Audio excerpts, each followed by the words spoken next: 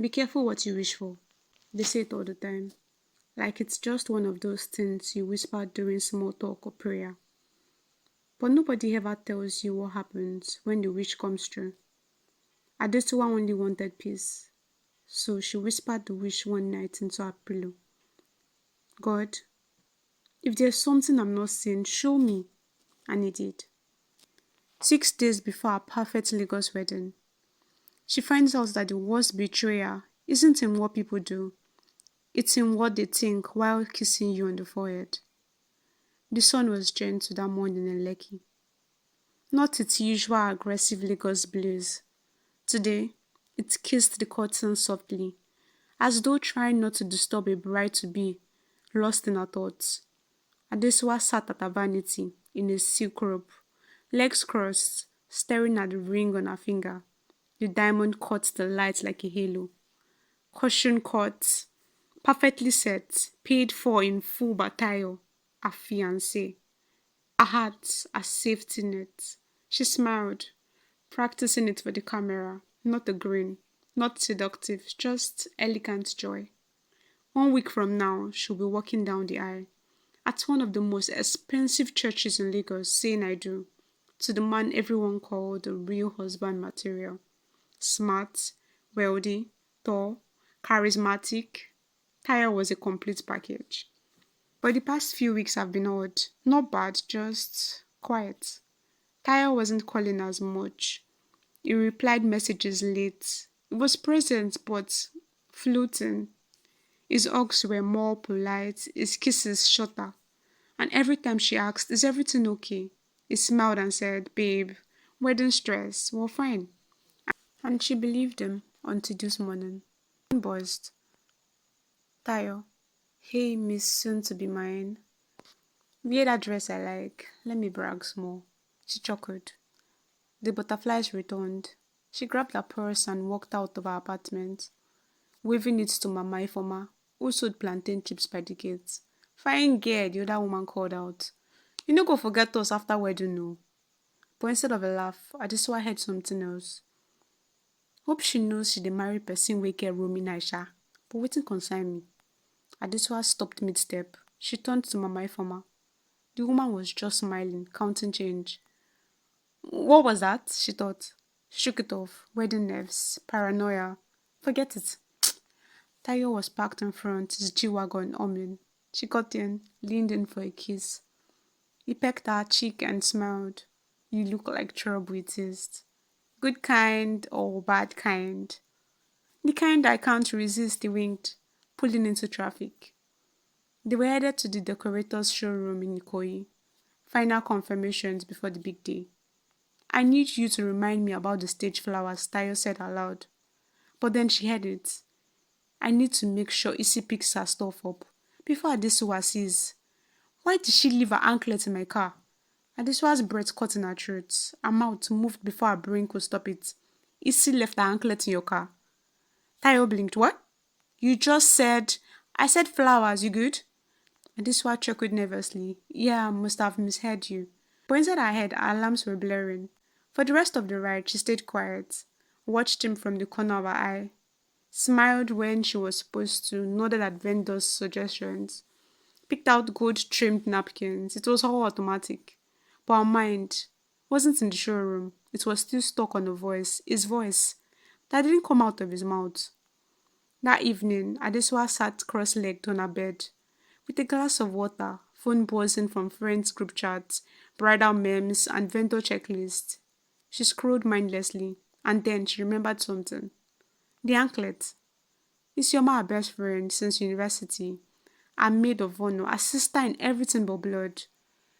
Why was Tayo thinking about her anklet? She opened WhatsApp and clicked on Isioma's status story.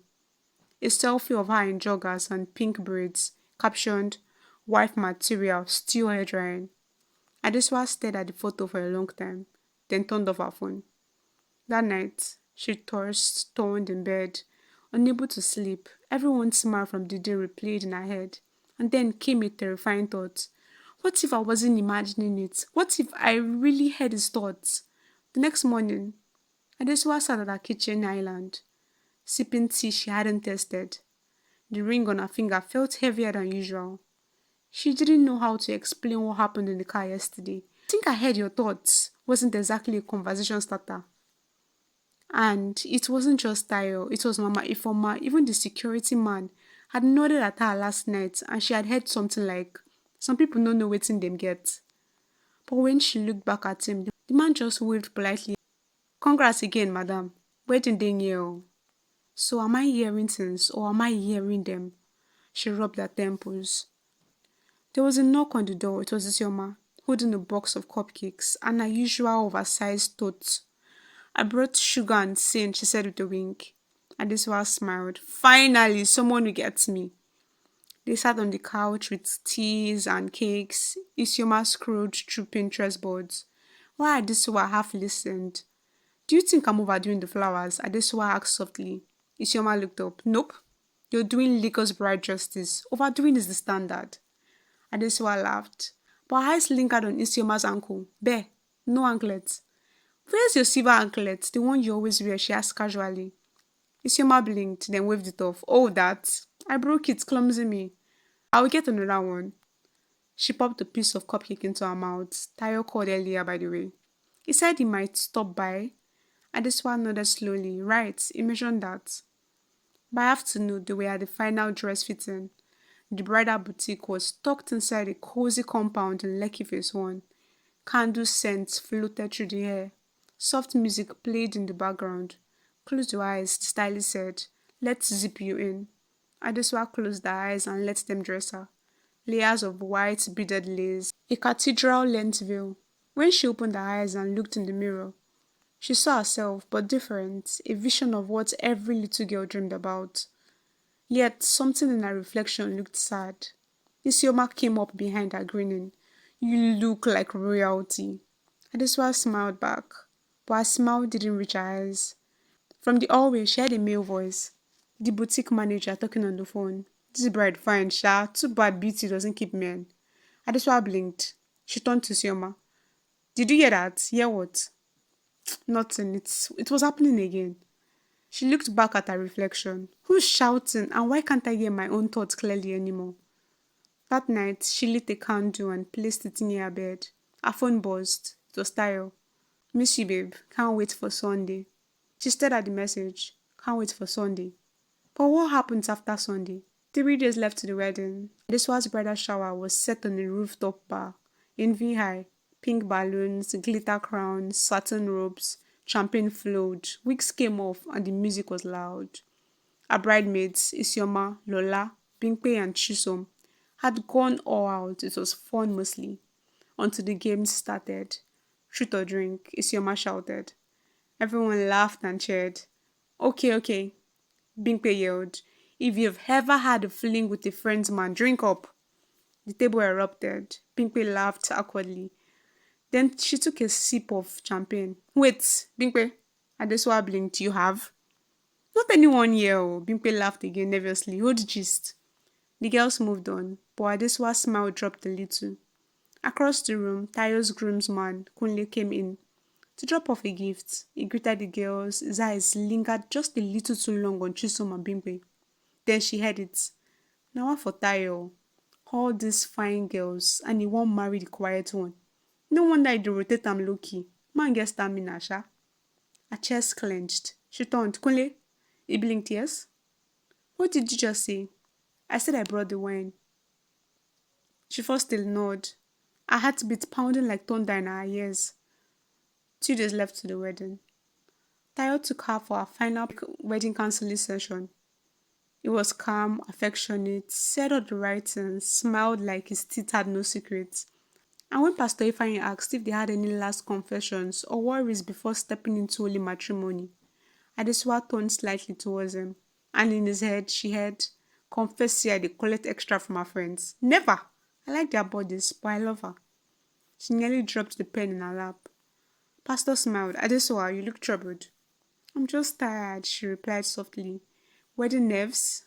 Tayo added, squeezing her hand gently. I will end things with them after Sunday. I go reset everything. She heard him say. Adeswa pulled her hand away sharply. That night, she laid in bed, unable to cry, unable to sleep. She played every memory like a horror movie in slow motion. The hugs had felt rush, the half texts, the whispers. She whispered into the dark, God, is this a warning or punishment for not listening sooner? One day left to the wedding. At the wedding rehearsal, Isioma was flustered. She showed up late. She kept checking her phone. She wouldn't meet Adeswa's eyes. When the coordinator called for a break, Tayo pulled Isioma aside. A roll of pews. Adeswa followed. From behind the pillar, she heard Tayo say softly, Relax. You've been acting jumpy since the shower. And in his head, if Isi talks, everything goes scatter. I need to keep her sweet. Just one more day. Adeswa's knees buckled. Her best friend?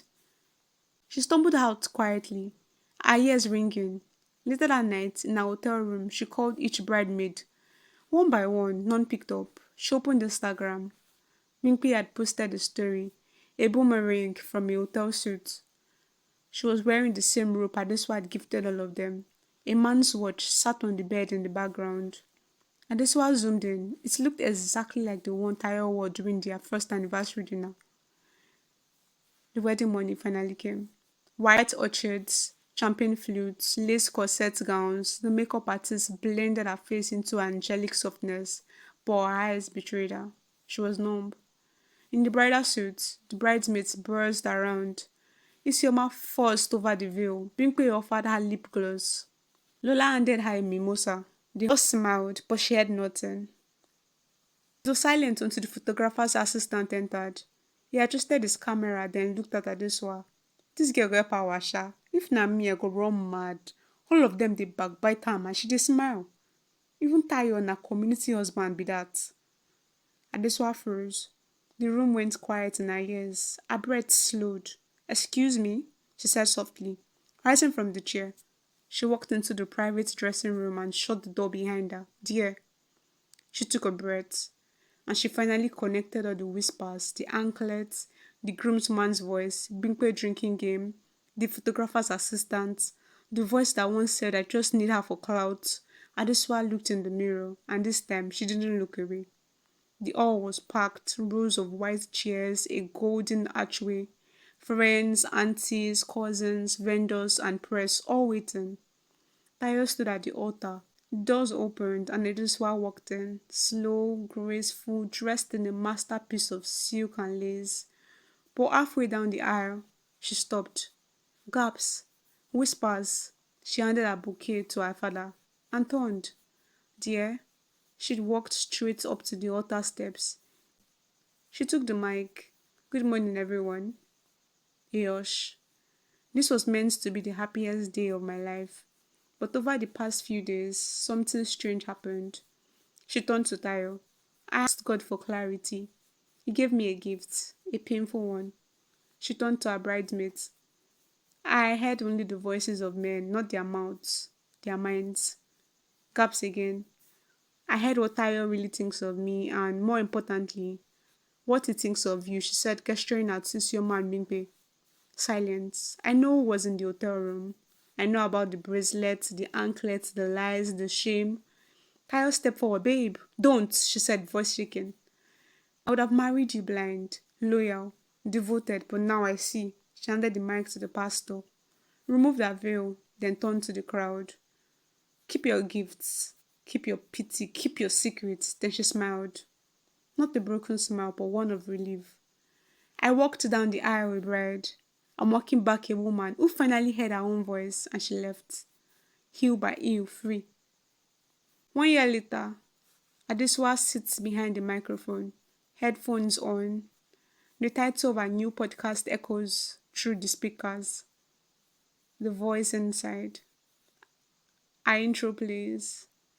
Sometimes, what saves you doesn't come in thunder. It comes in whispers. And as she smiles into the mic, her voice steady, she knows. Hey besties! Thank you for watching this video. I really appreciate your support.